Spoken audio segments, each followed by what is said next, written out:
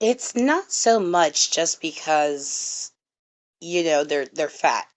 It's not just because they're quote unquote existing or trying to.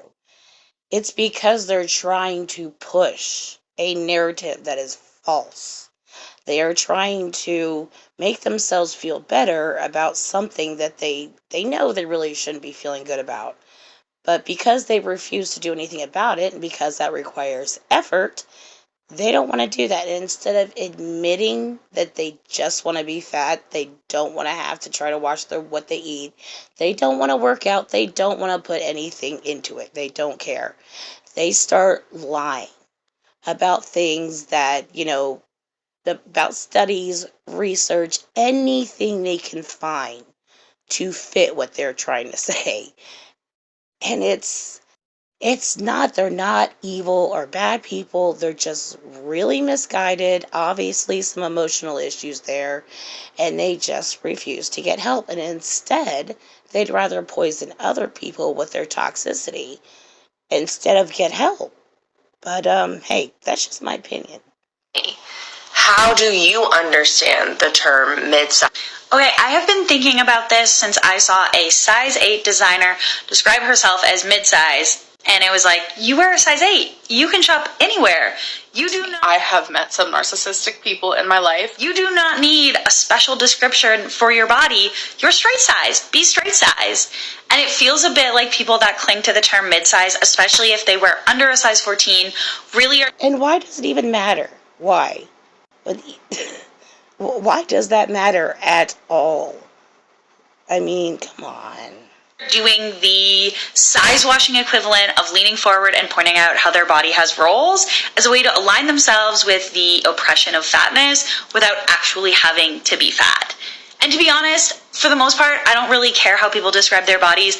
I do care. It's a passion. I care the fact that brands are starting to capitalize on this and offering mid-size as their definition of size inclusion, which is harmful to actual fat people. Fat people only. No, you just need to get over it. No. It's not harmful. You're just letting so much little minor things get to you. Come on. Fat people don't deserve love. We keep seeing that one white girl who's going viral on that TikTok where she's saying, fat people don't deserve love. If you're don't deserve love. If you're 300 pounds, no one's gonna want to fuck you. Like, babes, you got a shit personality. No one's gonna want to date you, even if you were the hottest woman in the world. Anyways, the point of this video is actually not to shit on crusty ass B words. I actually really want. Now, I don't agree with bullying, and I don't agree with what that woman said. But let's just listen to see what this person has to say about it. To talk about plus size dating and relationships. I've dated women, I've dated men, but I'm pretty much going to be talking about my experience with dating men right now. By the way, so many of y'all have asked what blush I use. I'll do Euphoria on this side and Tower 20 on this side to compare. Like, I've dated skinny men, I've dated really fit men, I've dated pretty much men of all body sizes and types, and I've just realized that dating fat men is definitely the best for me. And obviously there's a range of fat. Like, for example, my partner right now is on the fitter end of, like, plus size, I guess. Like, he's a dad bod, basically. And I mean, another thing is, sometimes they like to brag about how their man is skinnier than them, or he's built. I mean, obviously she's saying he has a dad bod here. I'm not saying he's built or anything like that. I'm just, some people like the dad bod thing.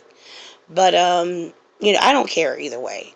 I'm just saying, it's always about someone who's not their size. They can't access that. And I get that. I do. I get that. At the same time, they try to preach about how it shouldn't matter how you look. It shouldn't matter. You should always love yourself for who you are and all that stuff. Yet they're bringing up how self-conscious they are truly inside by bringing up their skinny man. Tower 28 is more matte. Euphoria a little bit more natural and oily and dewy.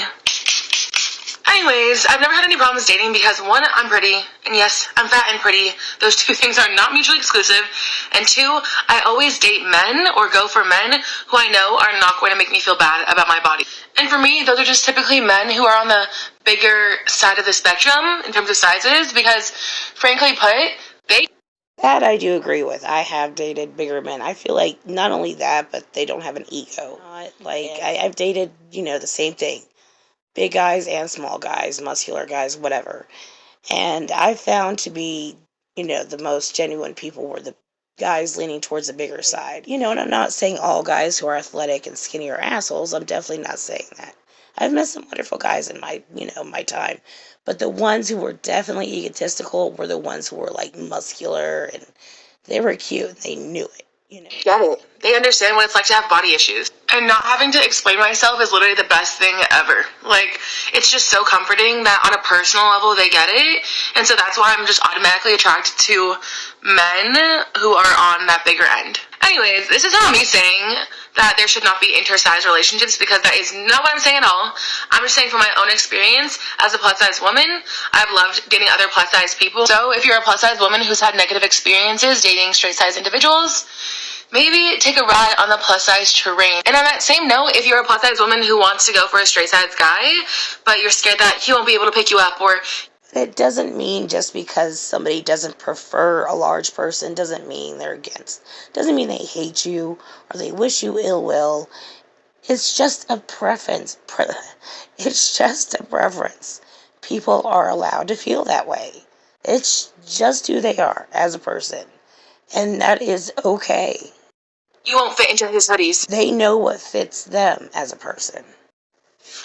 Don't fucking worry about that. That is literally the most irrelevant aspect of a relationship. You are hot, and that's why he wants to date you. And obviously you have an amazing personality, because all fat people are hilarious. And yes, that is a generalization. No. Has she watched the fat acceptance community at all then? Because not all of them are happy.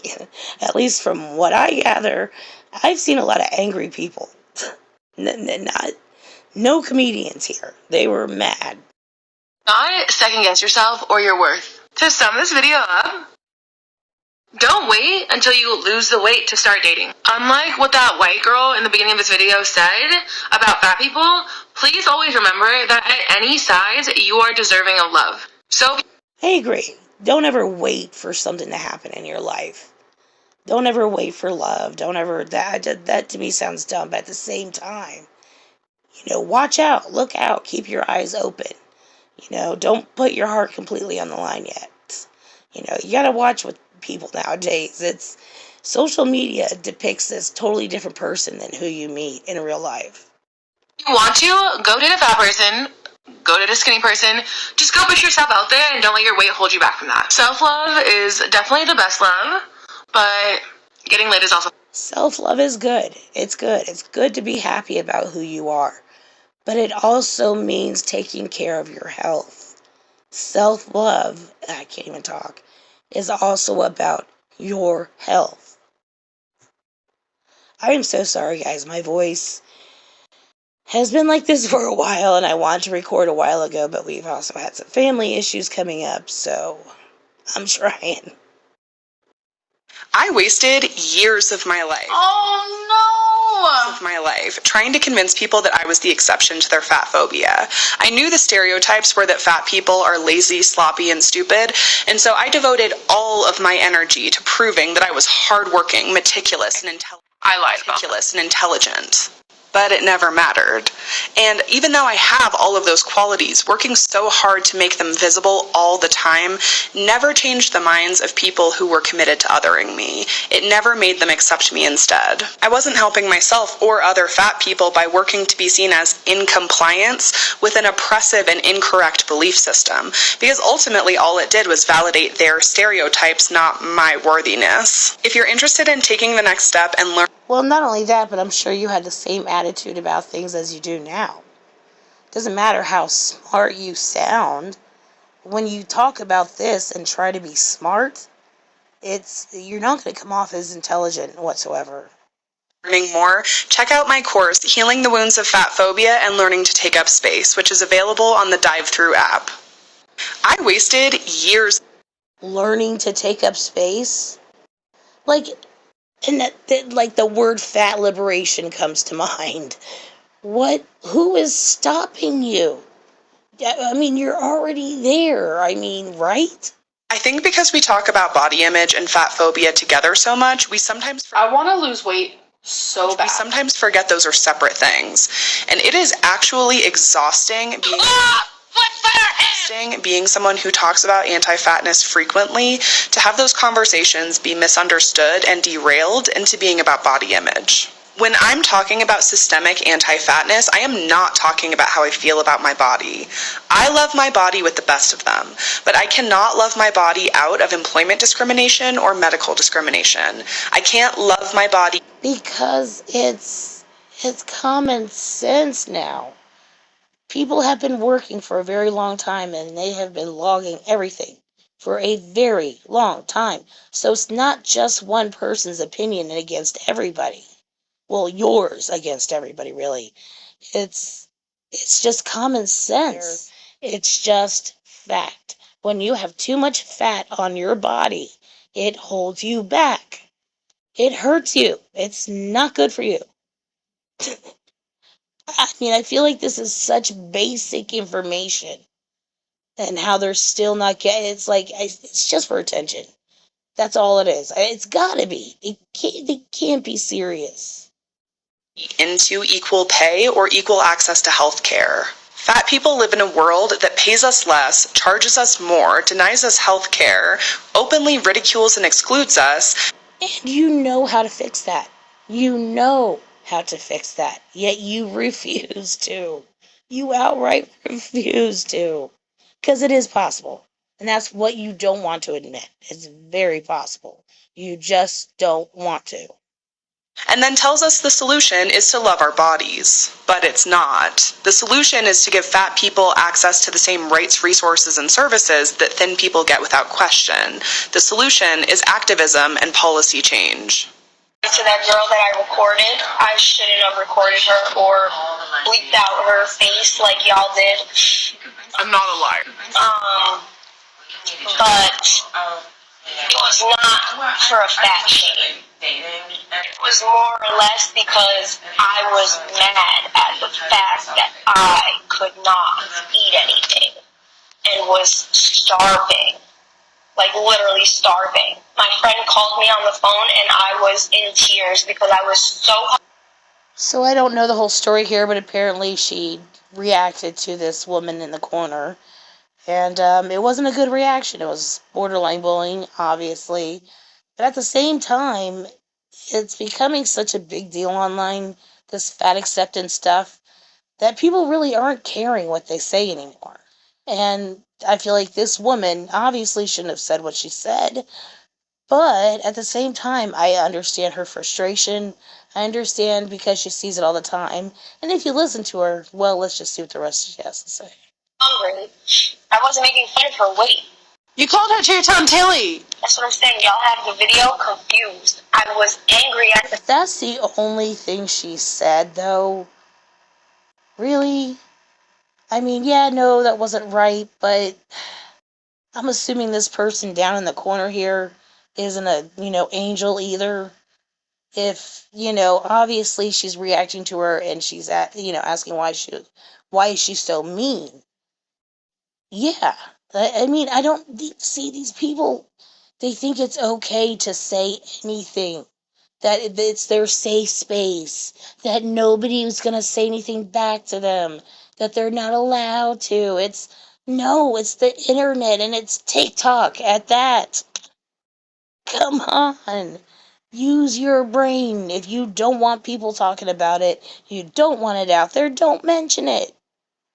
It's that simple. But because you're fighting something that's never going to change, basically. You're beating a dead horse.